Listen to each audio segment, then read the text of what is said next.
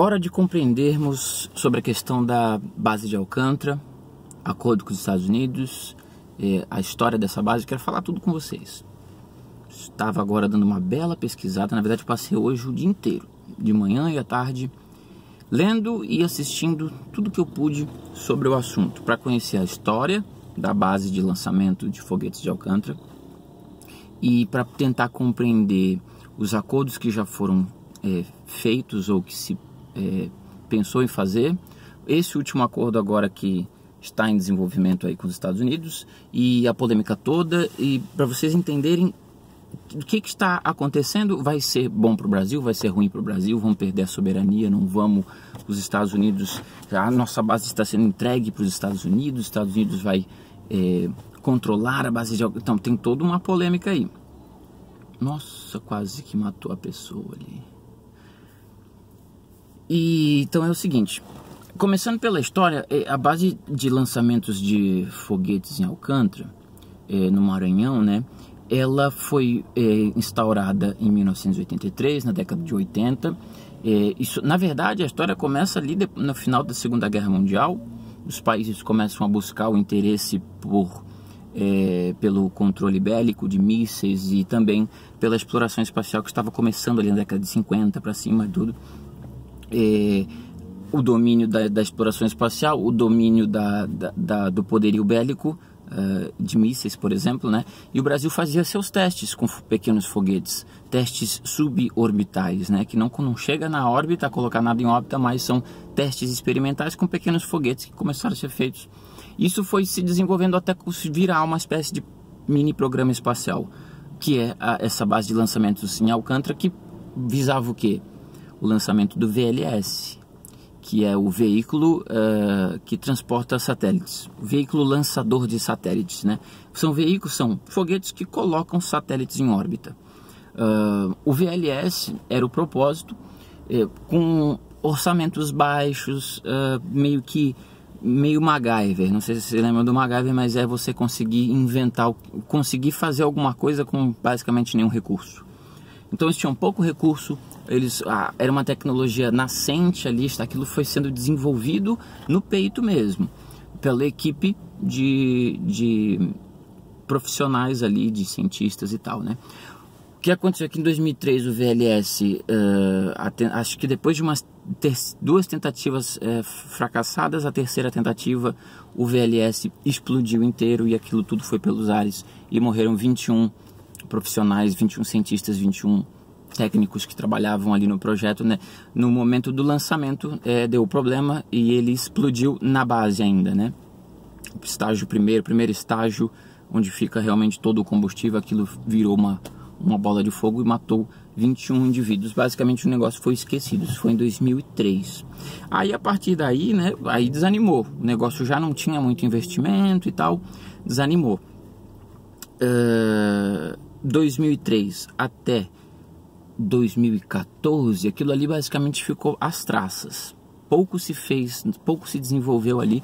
Basicamente o período do governo do PT não houve quase nenhum investimento naquilo. Em 2014 é feita aquela grupo de acordos, uma tentativa de acordos de parcerias com a Ucrânia. A Ucrânia entrou na história com o Ciclone 4, né? E houve ali realmente uma tentativa de parceria com a Ucrânia, que não foi uma boa parceria feita com o Brasil. O Brasil fez sua parte, gastou dinheiro, a Ucrânia não fez a parte dela. No final não foram lançados os foguetes e o Brasil se desconectou unilateralmente desse projeto com a Ucrânia. Isso foi em 2014. A partir daí, acho que em 2016, não tenho certeza agora da data, mas pouco tempo atrás agora... Ah não, estou me confundindo aqui. Final do governo FHC, houve uma tentativa de acordo de salvaguarda tecnológica com os Estados Unidos, no qual foi apresentada a proposta de acordo para o Congresso, e não passou, quer dizer, negaram o acordo. Por quê? Porque a princípio o acordo feria a soberania do Brasil, e não trazia muitos retornos lucrativos, muitos retornos de tecnologia, não haveria transferência. Esses são os pontos, que agora eu quero entrar aqui nos pontos com vocês. Esse primeiro projeto apresentado pelo governo dos Estados Unidos na época do Fernando Henrique, e que foi negado pelo Brasil, né? Foi negado por quê? Porque, primeiro, os brasileiros não iam ter acesso a certas partes do laboratório, quer dizer, algumas áreas não iam ser de acesso dos brasileiros, nós não teríamos acesso à tecnologia, nós não teríamos acesso a certos lugares, ou seja, literalmente perderíamos o domínio, o controle sobre território nacional, né? Não poderíamos adentrar em certos locais e a tecnologia também não seria transferida. E o dinheiro a única coisa que o Brasil ia receber nesse acordo ia ser dinheiro, ou seja, que era pouco. Parece que eram 10 milhões ou 5 milhões a cada lançamento. Um valor irrisório para a gente alugar para os Estados Unidos a base de Alcântara, aonde eles iriam vir se instalar. Nós não poderíamos ter acesso aos locais onde eles estariam instalados, porque os Estados Unidos quer resguardar a sua tecnologia, né? Ele não pode sair por aí abrindo a sua tecnologia para todo mundo. Então, para os Estados Unidos conseguir guardar a tecnologia dele, manter ela protegida, os direitos autorais ali, o Brasil ia ter que ceder isso, né? Ou seja, não ter acesso a certas localidades, não ter conhecimento do que entra e do que sai, em alguns casos, que chega de container e você não sabe o que está entrando. Não ia ter uma contrapartida de transferência de tecnologia. O Brasil não ia ganhar conhecimento científico, não ia angariar conhecimento científico, não ia haver uma troca de conhecimento, né? E o valor financeiro que a gente ia receber em troca também não era muito vantajoso. Então, não era vantajoso para o Brasil, foi negado o pedido. Agora, o Bolsonaro foi até os Estados Unidos e é uma nova história, é um novo contrato, é uma nova proposta de negócio. A gente sabe, o mercado de lançamento de satélites é um mercado bilionário. São poucos os países que controlam a tecnologia do lançamento de satélites. Todo dia tem satélite sendo lançado porque é uma demanda. E temos milhares de nações, milhares de países por aí, né? Milhares não, mas centenas de soberanias por aí que não tem essa tecnologia de lançamento e que tem que recorrer a Rússia, China, Estados Unidos, basicamente, para que sejam lançados seus satélites. Ou seja, é um mercado multimilionário. Lançamento de satélites. Poucas empresas, a SpaceX, a NASA, a empresa espacial chinesa, a Ucrânia tem desenvolvido programa espacial, a Índia tem desenvolvido programa espacial, a França tem desenvolvido programa espacial. Então são poucos os que têm esse domínio, né?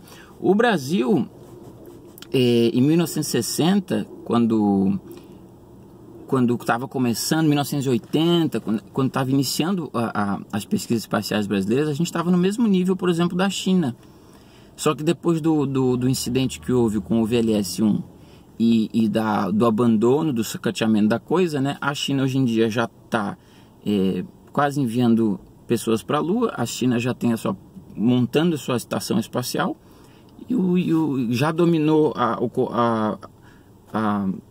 colocar satélites em órbita, né, lançamento de satélites, e o Brasil ficou parado no tempo. Então, em relação ao acordo com os Estados Unidos, agora esse que está vigente, é muito simples. Tem uma galera desesperada dizendo: o Brasil entregou a sua base de exploração espacial, Bolsonaro entregou a base de Alcântara para os Estados Unidos, nós vamos virar um canteiro de obras, né, para os Estados Unidos virem e soltarem suas tecnologias para o espaço, nós estamos servindo a eles e tal. Nós vamos perder a soberania. E é possível que isso aconteça se o contrato for o mesmo que foi proposto na época do FHC e que foi negado. O que aconteceu? O projeto vai vir para ser debatido no Congresso. E ali vão ser feitas as correções e o debate vai acontecer. Na minha opinião, assim, a gente tem que encontrar o meio termo entre as coisas. O Brasil tem que ganhar alguma coisa em troca dessa história. E não só ganho financeiro. A gente não quer só um punhadinho de dinheiro em troca do aluguel da coisa. Tem que haver um mínimo ali de troca de tecnologia, de troca de conhecimento. Não queremos todo o conhecimento dos Estados Unidos, isso não faz nem sentido, porque os Estados Unidos também quer proteger a sua soberania.